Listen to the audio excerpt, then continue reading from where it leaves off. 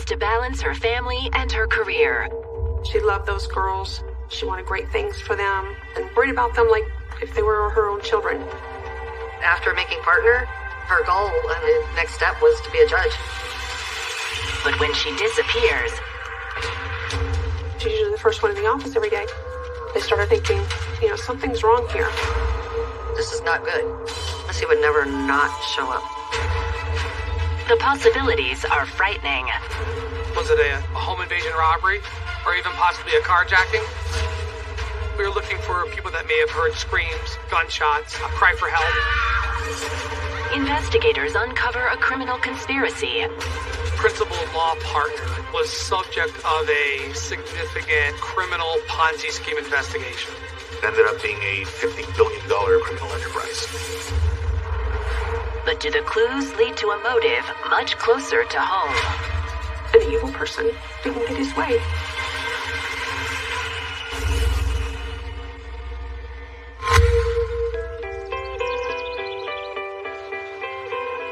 Plantation, Florida is built on Everglade wetlands drained by developers to create what they called the City of the Future. The region's watery past is ever present in the series of managed canals that snake through the community's lush backyards. The plantation is an upper scale, middle class area. The houses are larger. They actually have maybe a half an acre of land. South Florida as a whole is built on swampland, and so it is not at all uncommon to have your backyard abuts a canal. These canals are part of our everyday life. They're everywhere.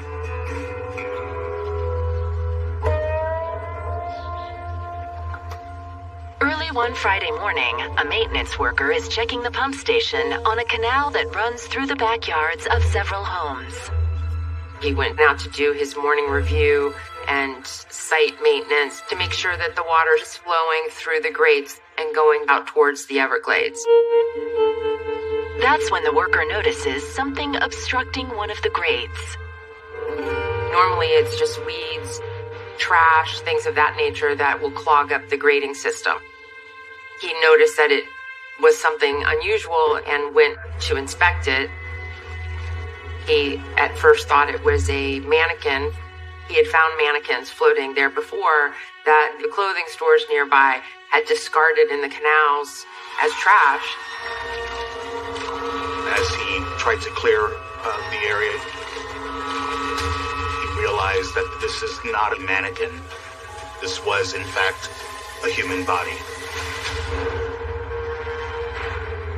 The worker immediately shuts down the pump and calls 911.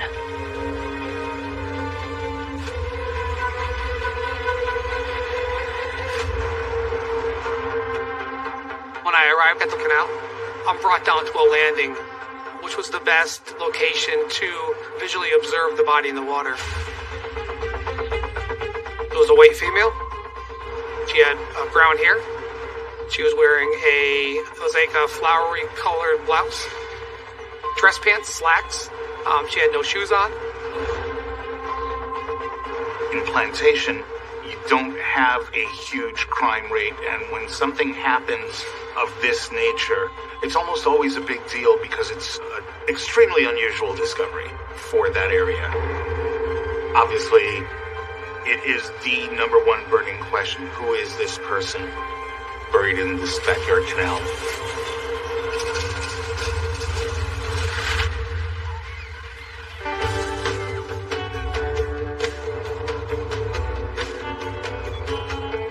South Florida's beautiful beaches attract sun worshippers from around the world. But that's not why Melissa Lewis came here. After earning her law degree, she saw an opportunity in the Sunshine State's rapidly growing legal profession.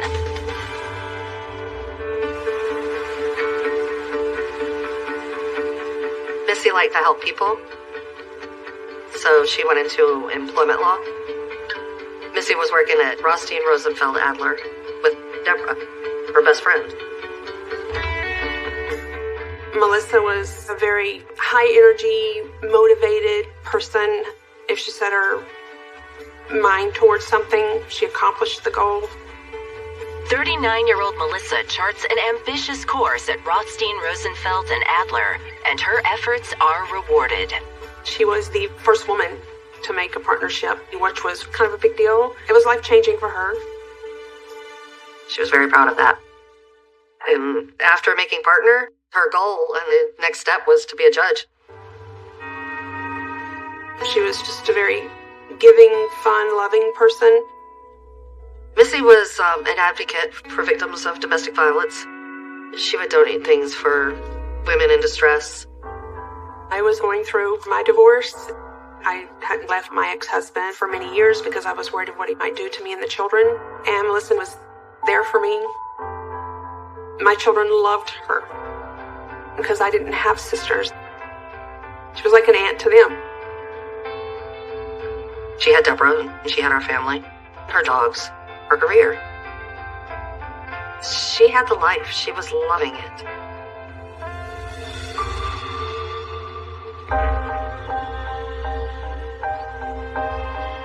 In her professional life, Melissa is all business, known for being punctual and prepared. So when she doesn't arrive for a morning meeting on March 6, 2008, her coworkers immediately become concerned. I got to work, and Melissa's assistant comes to me. She's like, "Do you know where Melissa is?" I said, "She's not here." She's like, "No." She's usually the first one in the office every day. I'm calling her and texting her, and she didn't answer. I started thinking, something's wrong here. So I called her sister. Missy would never not show up to something that she's expected to be there. You just get that unsettling feeling. This is not good. So then I called one of the police officers I knew in Plantation, and I said, "Hey, could you do me a favor? You know, Melissa seems to be kind of missing. Can you drive by her house, make sure she's okay?"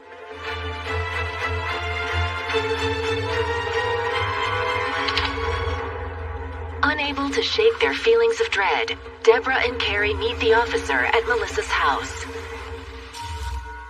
We walk in and just, looking around, calling her name. Melissa's dogs were there, and they were really hyper, and Carrie's like, she would never leave the dogs like this. Obviously, you start looking closer and at every little thing at that point. And then when we got to the garage, her car's not in the garage. And there was a yellow stuff kind of sprayed all over the garage door, on the inside of the garage, all over the garage door. And the officer was like, "Okay, nobody touch anything." And I said, what is this? And the officer told me that's pepper spray. It was all over the garage. And then I looked down, literally right under my feet. I looked down, and it's a button off of her suit. And I just looked at the officer, and it's like confirmation. Something's gone really, really wrong. We were looking for people that may have heard screams, gunshots, cry for help. Maybe she's still alive. Time is of the essence. The last time that we spoke to her, she was going into Publix. Maybe she was abducted in the parking lot.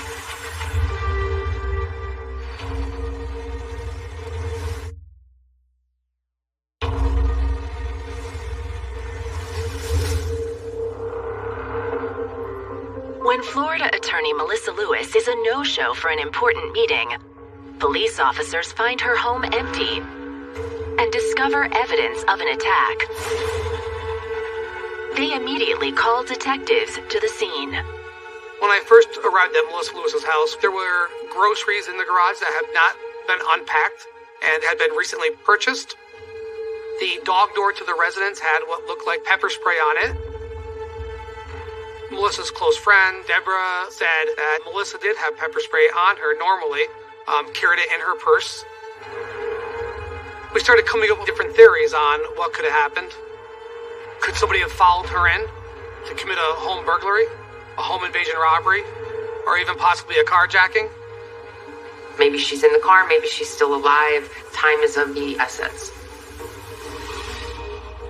Luckily for us, it was a newer model Cadillac. It was equipped with an OnStar system.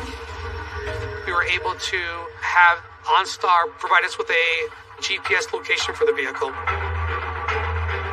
They located it within walking distance to Melissa Lewis's home. Parked on the other side of the community that Melissa Lewis lived in.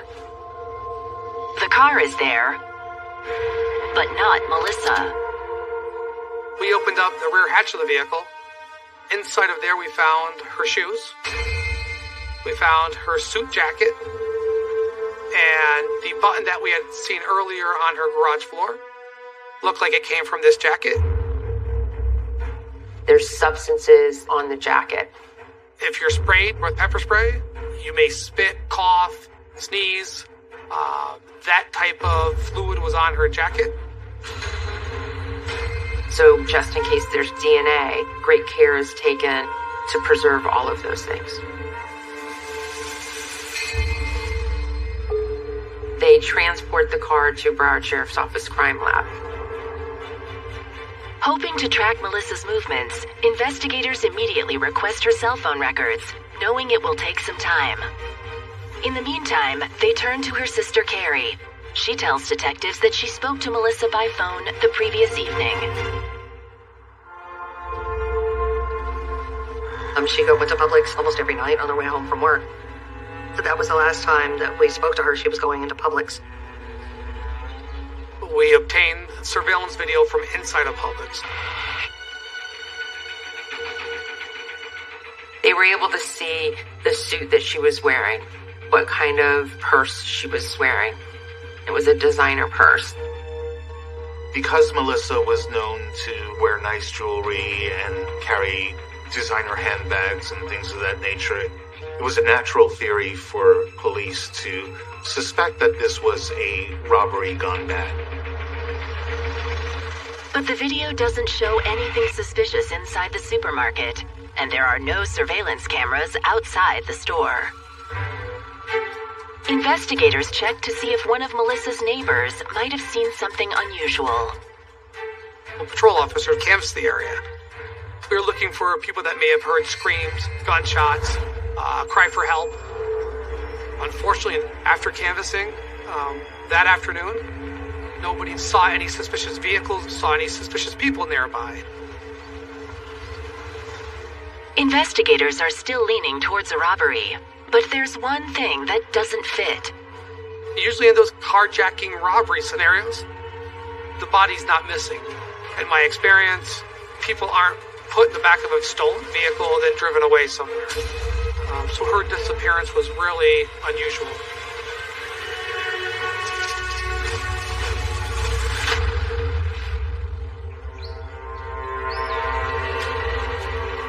It's now the morning after Melissa is reported missing. An engineer is clearing pumping machinery in a backyard canal in Plantation when he spots what appears to be a mannequin buried in the debris. But as he gets closer, he realizes it is a woman's body. It was a little after 7 a.m. I was driving into work that day. I heard a report over the police radio that a body had been discovered. Based on a brief description over the radio, I thought the body that they had discovered could be Melissa Lewis.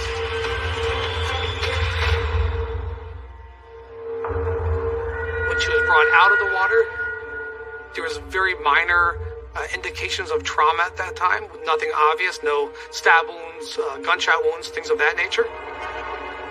And because of the good condition of the body, we were able to make that identification ourselves based on recent photographs, driver's license picture, clothing being worn, that it was Melissa Lewis.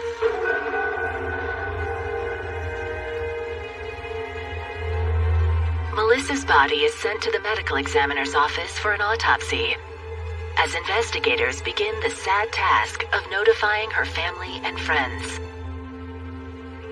I got a call from one of the detectives. That's when everything changed. And all the hope was gone.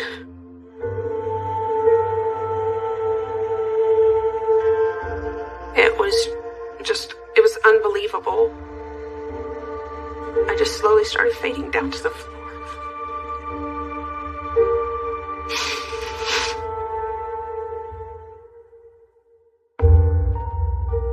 I didn't have a sister growing up, and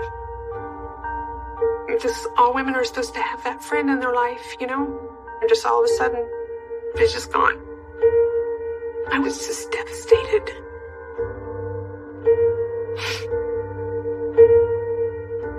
I know I did a lot of crying. And, basically just focused on, stayed with my family. Focused on my kids.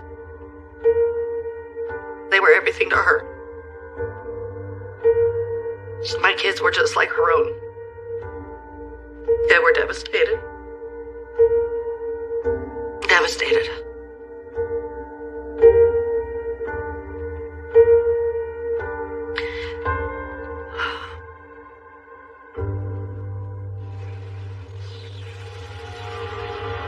The autopsy results come in, and the findings are chilling. There was obvious trauma to her neck area. The medical examiner determined that the cause of death was manual strangulation. At that point, we knew that this case was a homicide. A death like the one that Melissa Lewis suffered would be one of the most horrific ways a person can die. Manual strangulation, it's a drawn-out way to kill someone. It's not something that happens instantaneously. It takes minutes for someone to die. It's a very personal way to kill somebody.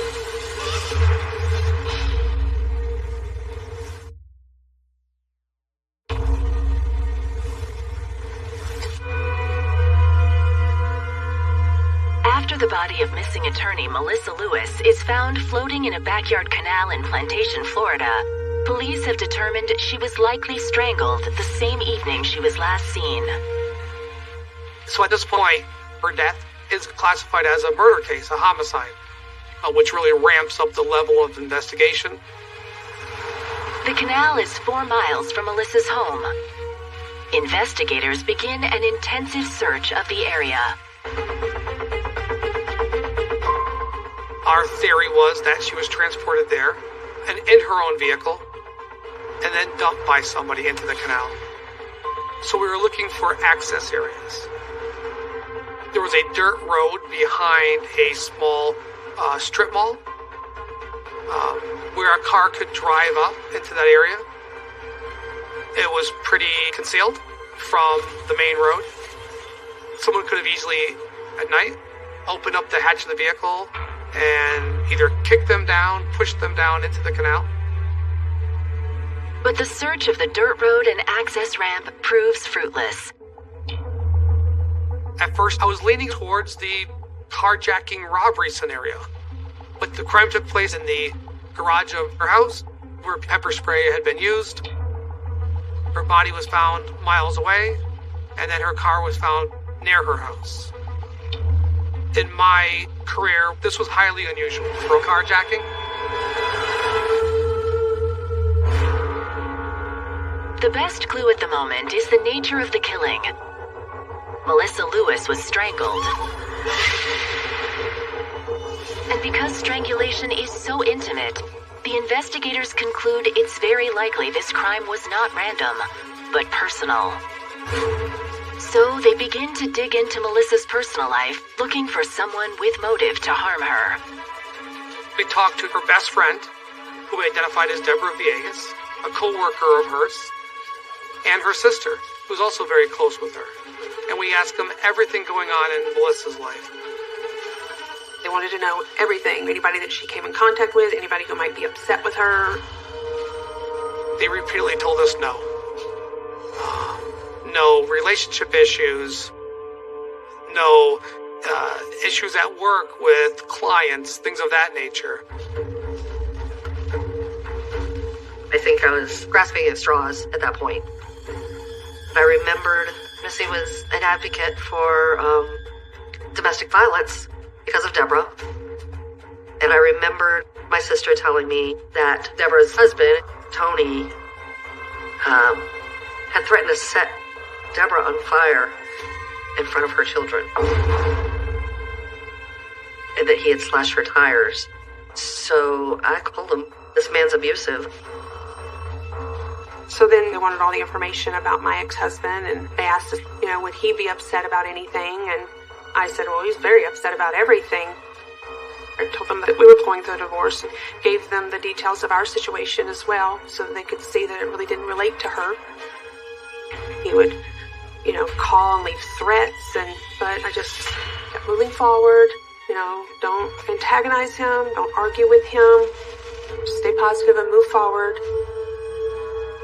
And I told them if I were the one murdered, he would be your guy, but he has no reason to be upset with Melissa. He didn't even know her very well.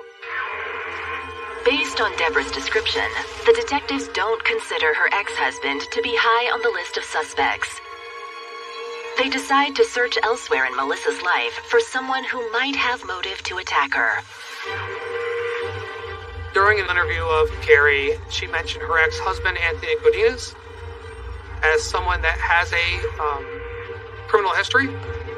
Anthony is father of my 2 oldest children. And we were married for 11 years. He was a drug addict and had been in prison for armed robbery. He wouldn't have killed her, I don't think. But he had also been involved in an armed robbery.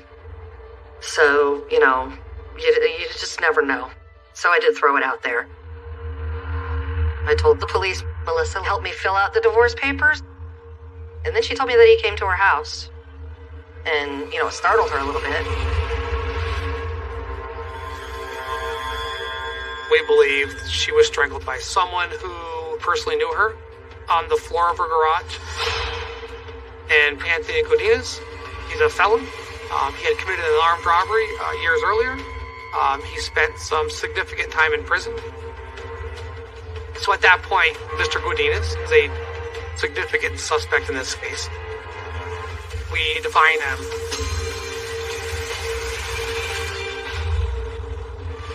If Melissa was going to expose this criminal episode at the law firm, that sent off alarm bells. The crime lab contacted us. We have an exact match to DNA collected from Melissa Lewis's jacket.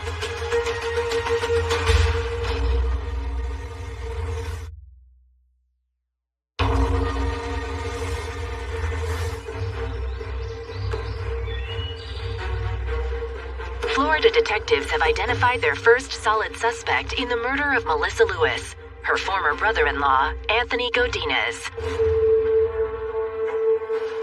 We learned Anthony Godinez was a felon. He had been arrested years earlier for an armed robbery. He was released from prison about 3 years prior to this date. I told him, really in my heart, I knew that he didn't have anything to do with it. Detectives stake out Anthony's home 4.5 miles from Melissa's, hoping to corner him and speak with him. We conducted a surveillance at Mr. Godinez's residence, where we found that he wasn't physically able. Investigators learned Anthony recently been diagnosed with MS, and based on what they were able to piece together up to that point, he would not have been able to carry out that type of abduction. We spoke with him, and he had a reasonable alibi on the night that she went missing. With their initial suspect now cleared, investigators dig back into the evidence. Melissa was a successful attorney, and the detectives consider whether her work might have played a role in her violent death. Scott Rothstein, the founding partner of the law firm she worked for, was interviewed. Scott Rothstein was very close to Melissa Lewis. She had interned in the past for him. He had a close relationship with her and knew her very well. Scott Rothstein was a very well-connected lawyer. When this happened, his firm put up a $250,000 reward for information. She was a very well thought of attorney in Broward County. Maybe there were cases where someone would have an axe to grind with her. But there are no promising suspects in Melissa's caseload.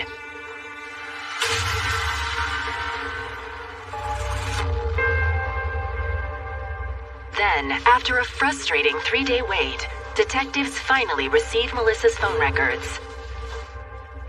The data showed when she left work, we could show her traveling from downtown Fort Lauderdale on the evening of March 5th, arriving in the vicinity of the Publix grocery store at about 7, arriving home a little bit after 8 p.m. that night.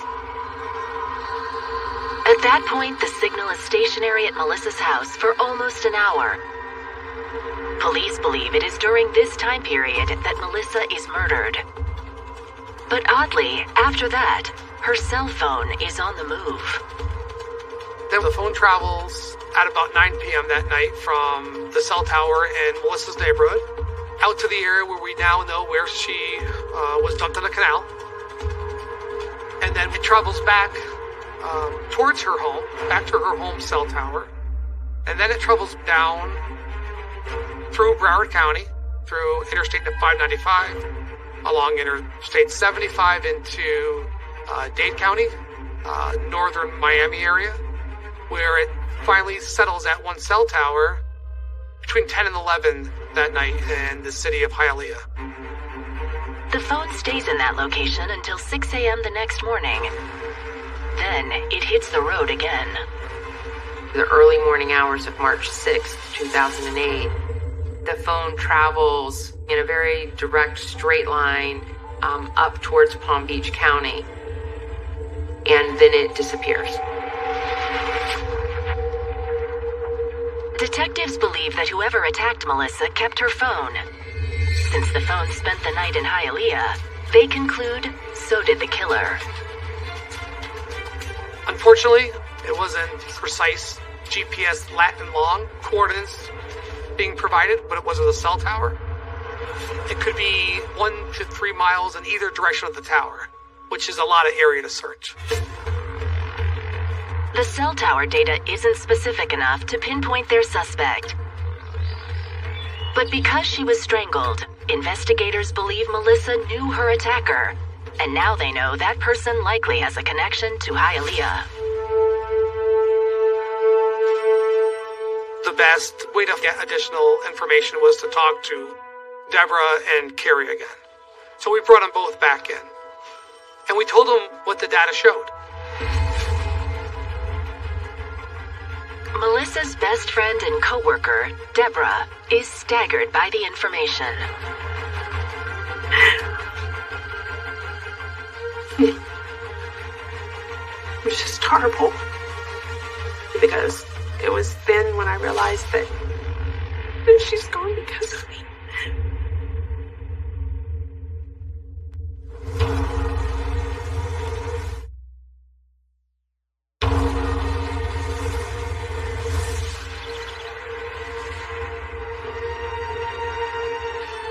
My divorce was very, very ugly.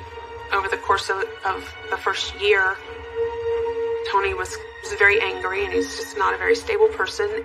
He broke into my truck a couple of times and put water in my gas tank, left dead animals on my front porch. Just bizarre things. When police ask Melissa's best friend, Deborah Villegas, about a suspect with a connection to Hialeah, she's stunned to realize who it might be. Deborah said he had recently moved in with a friend in Hialeah. Within the area of the cell tower where Melissa's phone was pinging the night of Melissa's murder. Deborah initially told police her ex-husband had no reason to harm Melissa. But now she's not sure that's true. Melissa was my dearest friend. Somebody to make me happy and to laugh with. Her support was just helping me move forward in a positive way. She then went on to tell us her husband is a conductor on a train. Florida East Coast Railways that run from downtown Fort Lauderdale up in the Pompano. The track of the cell phone is mirroring where Tony Villegas would be, where he lives and where he works. Police now subpoena Tony Villegas' phone records. On the night that Melissa Lewis was killed, wherever Melissa Lewis's phone was, so was Tony Villegas' phone. The phone evidence connecting Tony to Melissa is the lead law enforcement has been waiting for. But it's not concrete proof he killed her. Hoping to find that proof, detectives obtain a search warrant for the apartment Tony shares with a roommate. We were looking for obvious items of evidence such as pepper spray, Melissa's cell phone, or any other items that could link him to the murder. But we didn't find anything unusual. His roommate said that on the night that Melissa Lewis went missing, Tony Villegas came home late that night and had asked if he knew of a way to wash it off or get rid of pepper spray that was on your body. That sent off alarm bells. Our theory was that he wanted to hurt Deborah in the deepest way possible. It was his ultimate way to hurt Deborah. I'm going to kill and take away your best friend, your support person. Even more alarms go off a few days later when police receive DNA test results for the small stain on Melissa's jacket that was recovered from her car. The evidence DNA collected from Melissa Lewis's jacket. That DNA belonged to Tony Villegas. A week after her death, a judge issues an arrest warrant for Tony Villegas. On the same day, Melissa is laid to rest.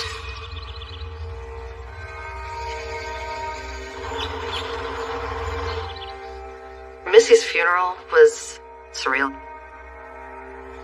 The reporters outside, and I remember Scott Rothstein speaking at her funeral, and the firm, they paid for the funeral.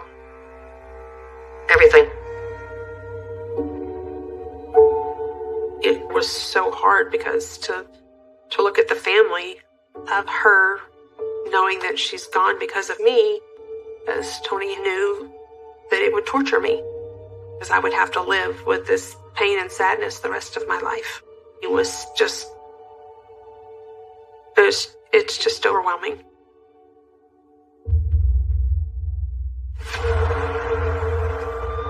While Melissa is being buried, police are zeroing in on Tony Villegas. Later that day, they find him hiding in his mother's house. Investigators and other special response units were down outside of the home, and Tony peacefully surrendered. And they found her murderer. That was a huge relief. Tony Villegas is arraigned on a charge of first-degree murder. He insists he's innocent and that he's being set up by someone, but he refuses to say who. He gave no other information to investigators, nothing else to say about what happened that night. He was stoic.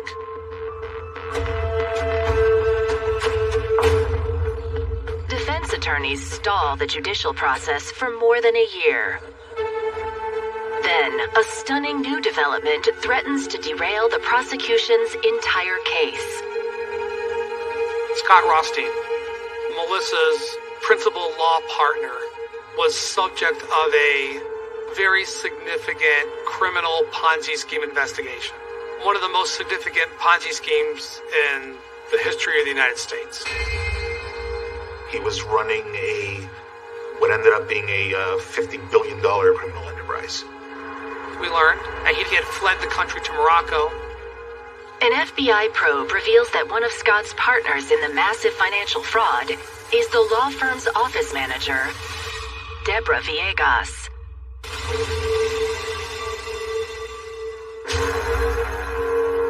Detectives are forced to wonder, could this multi-billion-dollar crime be the real reason for Melissa's murder? As prosecutors in the case, the Ponzi scheme cannot be ignored. at the time of Melissa's murder. She was working for an enterprise that was criminal. There's no evidence that she was tied to any criminal behavior or activity, but the idea that Melissa's death had absolutely nothing to do with any of that, it seemed to lack credibility. If Melissa had learned of the Ponzi scheme, or was directly involved herself, Scott Rothstein may have wanted to have her eliminated.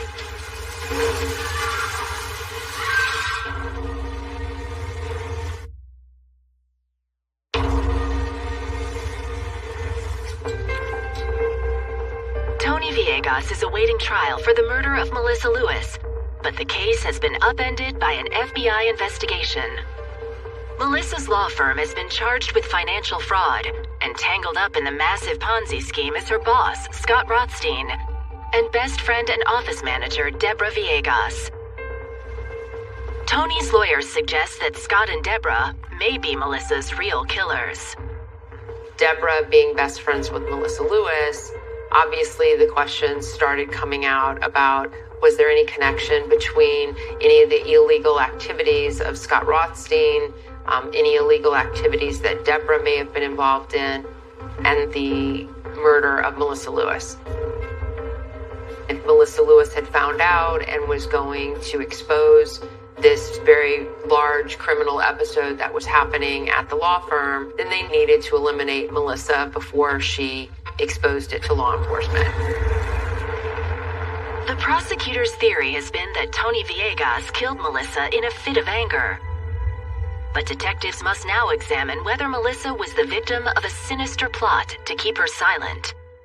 It would be negligent on the investigator's part. It would be negligent on our part not to make sure that it wasn't Scott Rothstein. We had the FBI and the Florida Department of Law Enforcement assist us in our investigation. Every piece of evidence, every document, every interview is picked apart, looking for any connection between the multi-billion-dollar financial fraud and the murder of Melissa Lewis. There was no evidence of that. To think that for all the available people to go out and hire to commit a murder, would Scott Rothstein use Tony Villegas, the estranged husband of his confidant in his Ponzi scheme, to kill somebody else in the law firm? No. The theory didn't hold up. There was no connection from Scott Rothstein's activity to the death of Melissa Lewis. Melissa would have been horrified. It was humiliating. It was just the worst. And it's just a guilt that I guess I live with forever. We were confident we had the right person arrested and we were prosecuting the right person. The case is finally back on track. The Tony Villegas murder trial begins, 8 years after Melissa's body was found buried in a backyard canal. Prosecutors tell the jury that Tony was a controlling and obsessive husband, enraged by what he saw as Melissa's interference in his marriage.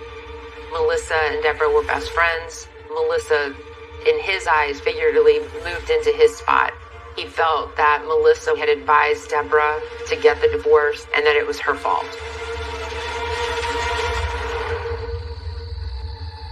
The investigation led us to believe that night, Tony Villegas had driven to the parking lot near Melissa's neighborhood. He walked less than a quarter mile to Melissa's house, where he waited for her to return home. When she opened the garage, he entered the garage. She probably saw him coming. Used pepper spray in self-defense. He was a strong guy. He strangled her right on the floor of her garage.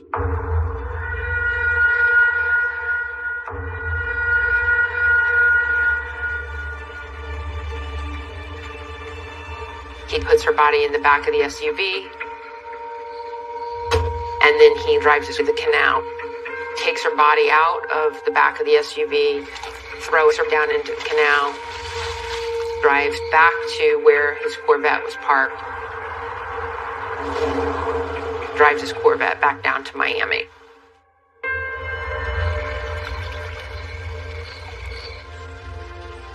The trial lasts a week. It takes the jury just 2 hours to reach a verdict. The verdict was guilty as charged of first-degree murder. And he was consequently sentenced to life in prison.